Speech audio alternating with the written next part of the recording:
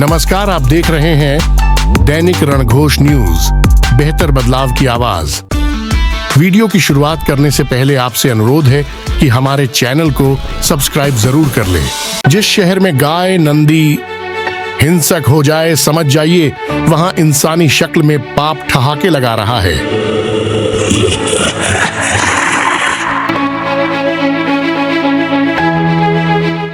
हिंदू धर्म में गाय को माता कहा गया है।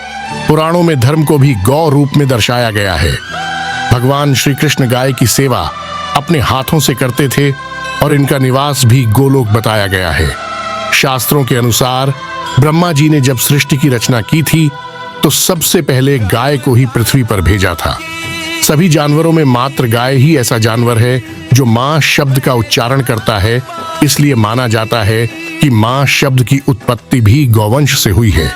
गाय हम सबको मां की तरह अपने दूध से पालती पोषती है। आयुर्वेद के अनुसार भी मां के दूध के बाद बच्चे के लिए सबसे फायदेमंद गाय का ही दूध होता है। इसी तरह हिंदू धर्म में सांड यानी बैल को विशेष सम्मान प्राप्त है, खासकर भगवान शिव के वाहन नंदी के रूप में, जो शक्ति और शक्ति का प्रतीक है। साथ ही गायों के पालन पोषण और कृषि में उनकी भूमिका के लिए भी उन्हें पूजनीय माना जाता है।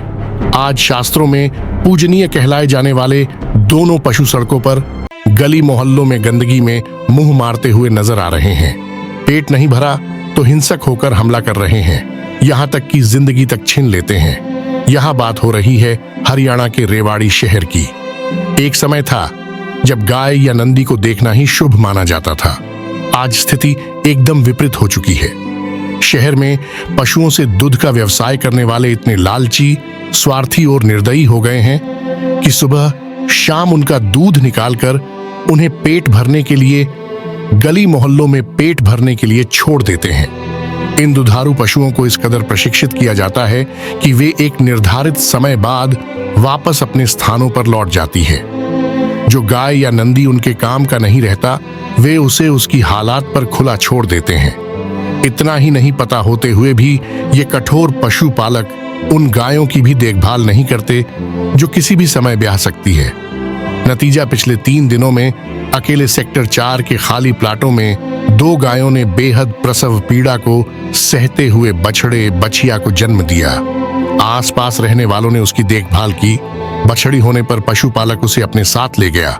बछड़ा होने पर उसे वही उसके हालात पर मरने के लिए छोड़ दिया। नतीजा, धीरे धीरे ये पशु बड़े होकर आवारा की श्रेणी में आकर कचरों के ढेर में, सड़कों व गलियों में झुंड की तरह नजर आ रहे हैं।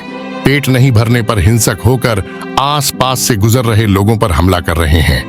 हर 2-4 दिन में इस तरह की घटनाएं होना आम बात है। रेवाड़ी रेलवे स्टेशन परिसर में पशुओं का जमावड़ा ऐसे नजर आ रहा है मानो उन्हें भी किसी ट्रेन के आने का इंतजार है। पिछले कुछ दिनों में शहर की कृष्णा नगर में एक गाय कई लोगों पर हमला कर चुकी है। गली नंबर 4 में रहने वाली 75 साल की आशा को गंभीर रूप से घायल कर दिया। पिछले 2-3 सालों में 5 से ज्यादा लोगों की जान जा चुकी है और घायलों की संख्या सैकड़ों में पहुंच रही है। अब हालात यह बनते जा रहे हैं कि माता पिता ने अपने बच्चों को अकेला भेजना बंद कर दिया है। सुबह शाम घूमते समय वे अपने हाथों में सुरक्षा के लिए लकड़ी लेकर चल रहे हैं। पशु तो बेजुबान है, जिन्हें हिंसक सबसे ज्यादा उन पशुपालकों ने बनाया है जो खुद के लालच, स्वार्थ में अंदर से जानवर बन चुके हैं। अब बात करते हैं प्रशासनिक सिस्टम की, जिसके अंतर्गत नगर परिषद की यह जिम्मेदारी बनती है कि शहर में सार्वजनिक तौर पर कोई पशु इधर उधर घूमता हुआ नजर नहीं आए। इस व्यवस्था के लिए कई करोड़ों रुपए खर्च किए जा चुके हैं और आगे भी इनका यह बजट जारी रहेगा। जिस तरह के हालात लगातार नजर आ रहे हैं, उससे यह स्पष्ट साबित हो रहा है कि पशुओं से ज्यादा भूख तो शहर में इस तरह की जिम्मेदारी संभाल रहे जिम्मेदार जनप्रतिनिधि, अधिकारी, कर्मचारी और ठेकेदारों में है, जो कागजों में इन पशुओं को पकड़ने का खेल करके अपने शरीर को भ्रष्टाचार की कमाई से सड़ाते जा रहे हैं। यह भूल जाते हैं जिन पशुओं की वजह से लोगों की जानें जा रही है, घायल हो रहे हैं। व्यथित होकर उनके मुंह से निकल रही बद्दुआ एक समय बाद दंड के रूप में उन्हें सजा देती रहेगी। इससे आज तक कोई नहीं बच पाया है।